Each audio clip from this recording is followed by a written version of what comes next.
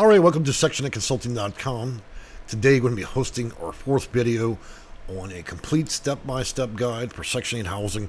We're going to carry you guys in a simplified version all the way from beginning the process of looking at Section 8 as an option, all the way through applications, types of vouchers, all the way to the end where you actually receive a voucher, and then we're going to cover every reasonable topic in addition to getting housing like portability, accommodations, adding live-in aids, getting rental increases, issues with landlords, issues with housing authorities, how to report federal crimes in terms of housing, may even cover a bit of immigration, okay? So, as you can see here on our websites, www.section8consulting.com. Now, we're going to skip over to our subdomain real quick. Now, I created this domain as a specific way to address these videos. This is where you're going to want to follow everything. So it'd be under Section 8 applications. As we go down, we've had in our previous 4 videos, we've covered 5 topics. In the first video, we covered eligibility. How do I meet income limits? That's the first step. Applications. Where do I apply? How do you do that? That was also covered in that video. Then we went on to video 2, vouchers. What type of voucher is best for you? Okay. And so we went down here, and today we're going to cover Section 811, Section 202, and how to get low-income housing. Now, there is lots of information on the market, and even Google's AI gets it wrong. So I'm going to clarify this and make it very simple. First of all, let's look at all the different names, the Google search terms. Low-income housing, affordable housing, subsidized housing, and LIHTC properties. These are all the same thing. Anytime you do Google searches for these type of properties under these keywords, make sure that when you contact the property that they are LIHTC properties, as you can see me highlighting down here. The reason you want to do that is there are many people that market as being affordable or even low-income housing that have nothing to do with Section 8. Okay? It's a little bit of fraud out there, a whole lot, honestly. So first up, what is low-income housing? Low-income housing is LIHTC, which is low-income tax credit properties. That is where a landlord decides to invest in a large property or multifamily property, and he decides to designate a certain number of units or properties or apartments in that building to low-income individuals in trade for tax credits at the end of the year when he files his taxes. Now, low-income housing can also encompass 2 sub-programs. When we talk about Section 8, Section 202, Section 811, these are all subsections of Code of Federal Regulation indicating that HUD and the federal government have allowed additional funds and programs under this. So subsection 811 is HUD's program called Supportive Housing for Persons with Disability. So how do you make the distinction here? They're all low income, right? Well, general low income housing you can find online is for anybody. Section 811 is for supportive housing for persons that have a disability that are between the ages of 18 and 61.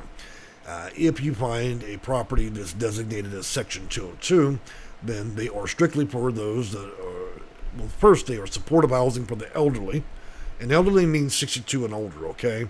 I know that's kind of offensive for you guys that are in your 60s. When you think of elderly, you think probably 80s and 90s, but let's just go with it. So, 62 and older for 202. In terms of search terms, I advise visiting recommended federal websites and also Facebook Marketplace. So let's take a look down here, recommended websites, affordable housing online. When you visit there, and I'm opening that up real quick, sorry, wrong page. Well, I have the links wrong, so I'll have to correct that. So it appears I've got an incorrect link, and we will try to rectify that real quick. Let's see. There we go.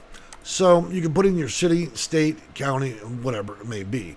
When you're doing your search, make sure that whatever properties you're looking into, that they indicate that they're Section 202, 811, LIHTC, or low-income properties.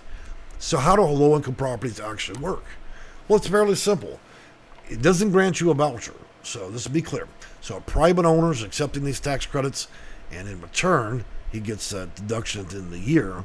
And so when you find a low-income property, you don't need preferences. They do likely have a waiting list.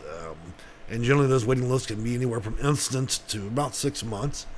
And so it works fundamentally the same way a voucher does.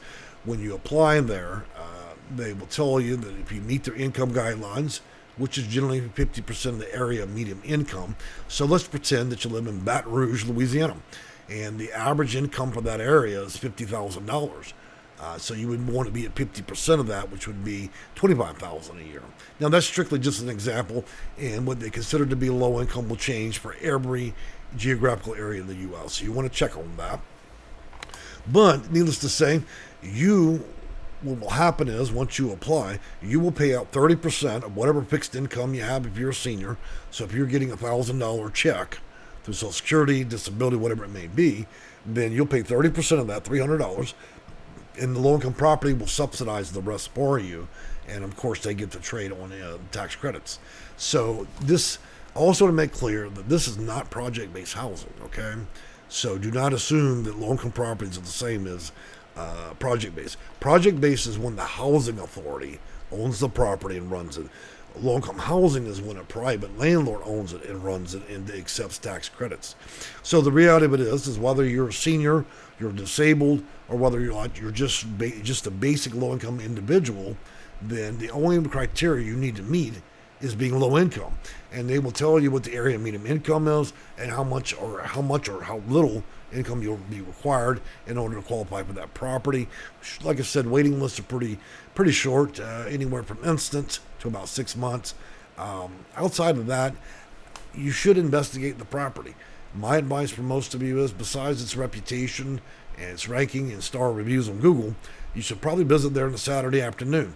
If everybody's out there doing activities that aren't legal, then you probably shouldn't move to that property. Now, outside of that, there's no other way to persuade this. Low income's low income. You have to meet their standards, and of course, standard rental terms do apply. If you have a bunch of evictions or you have a history of non-payment, then maybe that property is not going to want you there. So you can look there. Now, if you do Google search terms for low-income housing, affordable housing, subsidized properties, and lynched properties, again, you need to verify any property you deal with on Google in order to make sure they're legitimate. Just this morning, I was looking up a property in a housing authority, and it was through a fake website. So the best way to do that is to make sure that you go into Google, look it up, call, make sure you've got the right place, verify that they are LIHTC properties, and they should be able to tell you that or indicate on their website. And if all of that passes the test, then you should be able to go there. The best way to find out would be on Affordable Housing Online, which again, we'll correct that linkage today. Well, guys, it looks like we're almost at the 8-minute mark. I don't want to drag on too much longer. If you guys have questions or you're in a dilemma or you don't quite understand, give our office a call. We're by appointment only. Again, you can visit our webpage up here, and you can see this is our subdomain, this page here. I will link it up in both the comments and the bottom of the video. And I will be looking forward to talking with you guys again as we go on for possibly the next year, covering all known issues, but in a simplified format where you don't have to waste a bunch of time. Okay? I'll enjoy talking with you. Have a wonderful day.